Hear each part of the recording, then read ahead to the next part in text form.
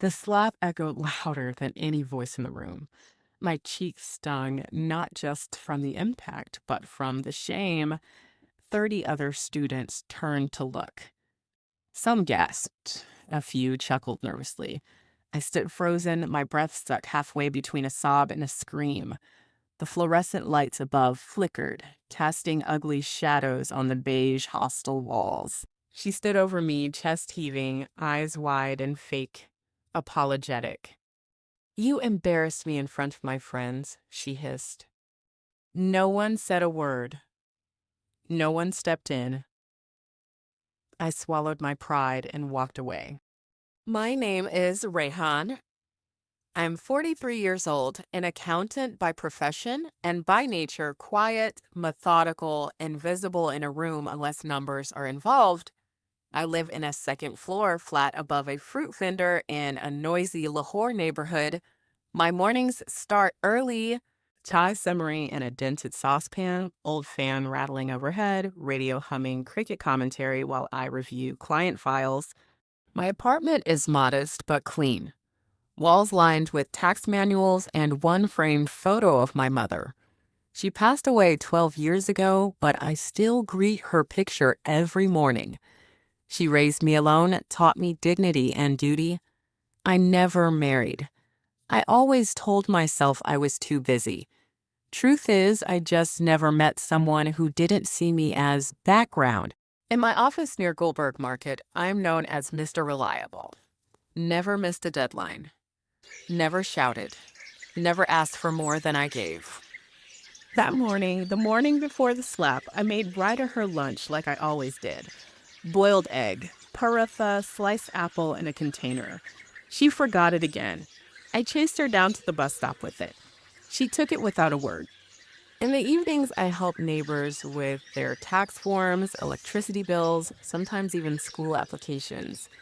People say I'm soft-hearted. Maybe too soft, but I wasn't always alone.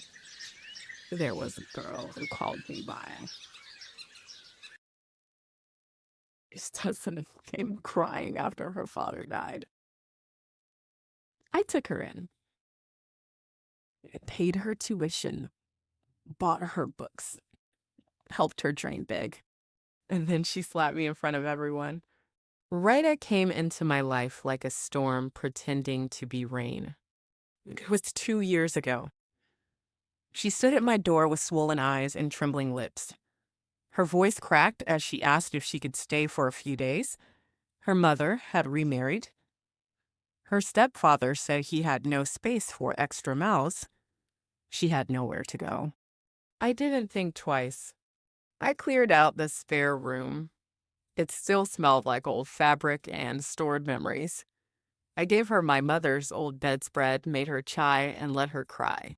When she said she wanted to study business, I enrolled her in college, paid her fees, bought her a new backpack. She cried the day I gave her her first smartphone, said I'd saved her life, that she'd never forget what I did. For months, she was warm.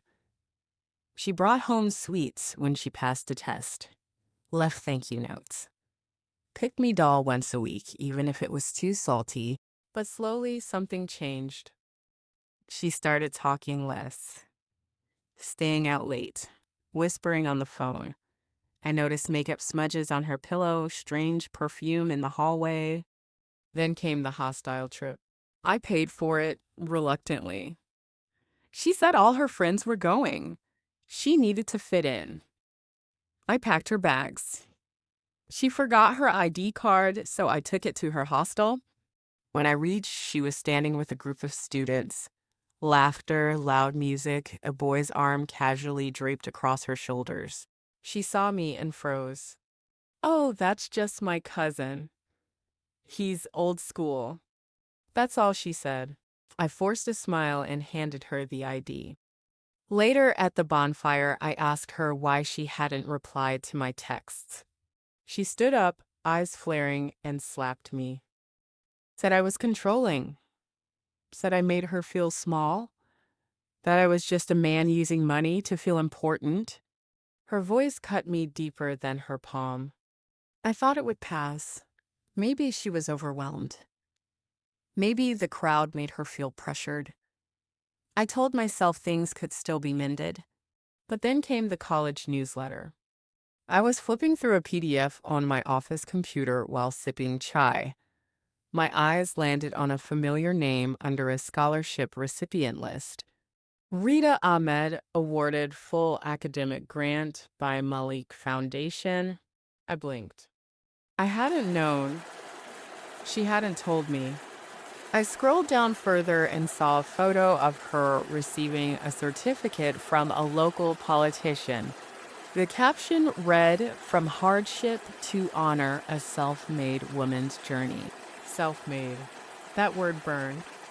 Later that week, during a family gathering, an uncle approached me casually. "You must be so proud of Rita. Such an inspiration." She told us how she made it all on her own, from nothing. I bit my tongue. I walked home that night with my hands trembling.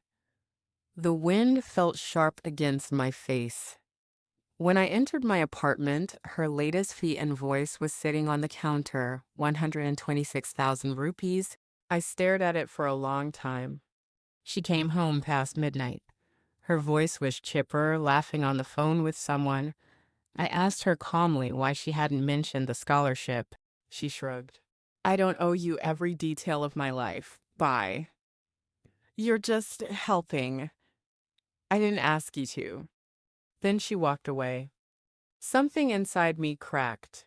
All those nights filling out her paperwork, all those times running to her hostel, the long hours at work to afford her dreams, and now I was just a background character. That night, I took out my accounting ledger. I flipped back 2 years. I added every rupee I had spent. Then I picked up the phone. I called her college and told them I would no longer be the guarantor for her fees. If she had a scholarship, she didn't need me. They paused. "But sir, she used your financial documents for verification." I hung up. Let her figure it out. That night, I couldn't sleep. I lay in bed staring at the ceiling, feeling everything I had ignored come back to me. Not just Rida, but years of silence.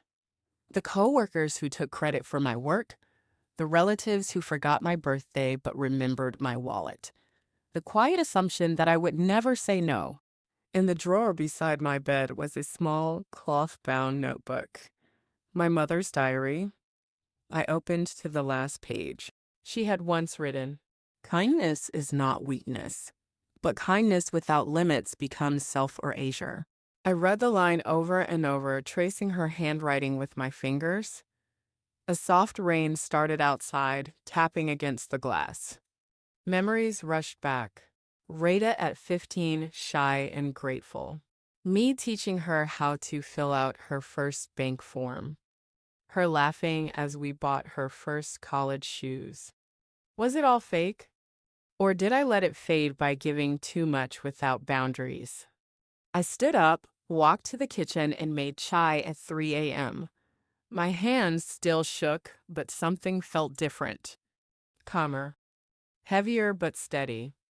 I opened my laptop and began drafting a letter, not to her, to myself.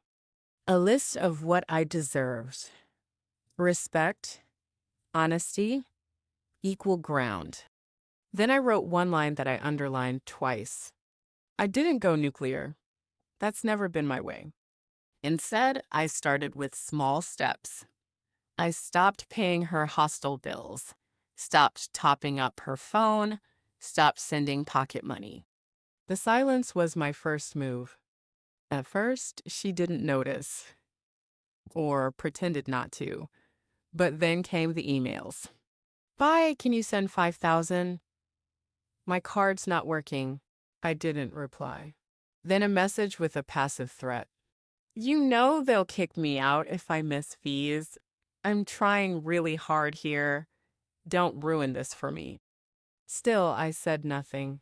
The first confrontation came 3 weeks later outside my office.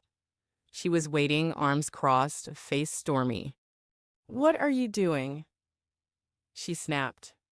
"You said you didn't need me," I said calmly. "That was just I was angry.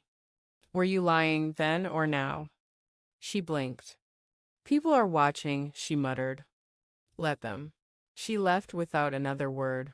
Later that week, she posted a story on Instagram, a vague quote about toxic people trying to control others with money. I ignored it, but it wasn't easy. Some nights I doubted myself, wondered if I was being cruel. I even started to draft a money transfer once, deleted it. Then a small crack appeared. A neighbor, Mrs. Farouk, came over. Her son was friends with someone in Rida's class. Did you hear? She said. Rida's scholarship was flagged. Something about financial discrepancies. Poor girl's been asked to resubmit her documents. I nodded, said nothing. Later that night, I opened my ledger again, flipped through pages of bank slips, fee receipts, signed letters. I had everything. It was time. I printed the records, all the payments, all the checks in my name. I wrote a formal statement, took it to the college's financial office. They were stunned. Why didn't you mention this earlier, sir? Because I was trying to be kind, I said. But kindness, I've learned, must sometimes include consequences. They called her in for a hearing. I was asked to attend to as her listed guardian and financial backer. The room was small, wood-paneled, smelled like old books and air freshener. Rada walked in confidently, dressed sharp. But when she saw me seated across the table, her eyes narrowed. The dean cleared his throat. We've received conflicting documents regarding your scholarship. Your application stated you were financially independent, but your tuition, hostel, and expenses have been covered by Mr. Rehan for the past 2 years. Is that correct? She froze. That's not the whole story. The dean nodded toward me. I placed the folder on the table and slid it forward. Inside were signed receipts, bank transfers, a copy of my income statements that matched her forms. This is not an attempt to sabotage, I said. This is simply the truth. Rida's voice cracked. He's doing this to punish me. I looked at her, steady.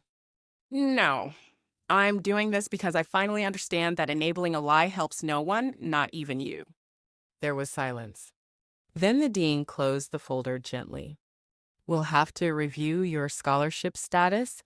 We may also need to revisit prior awards. Thank you both for your time. I stood up and walked out without looking back.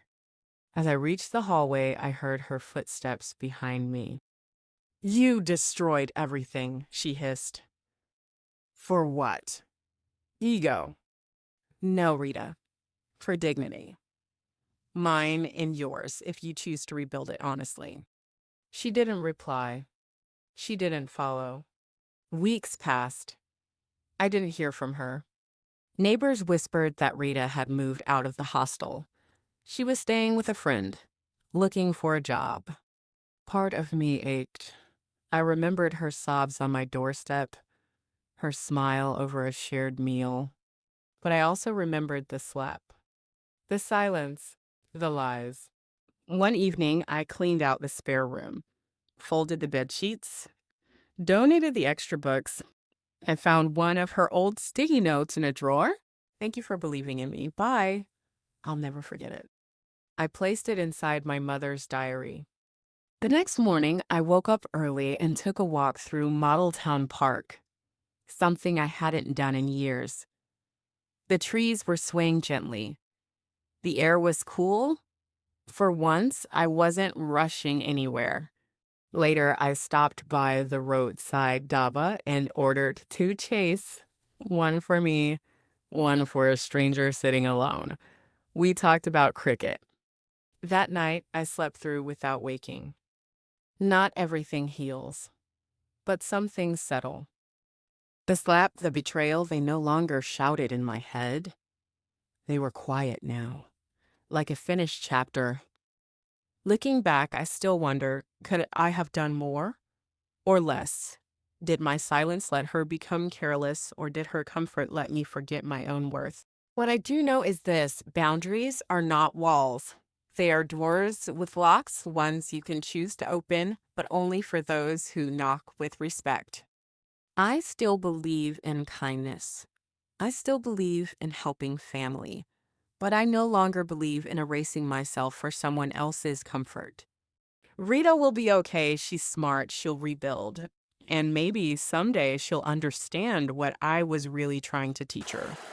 And me? I started teaching night classes and bookkeeping.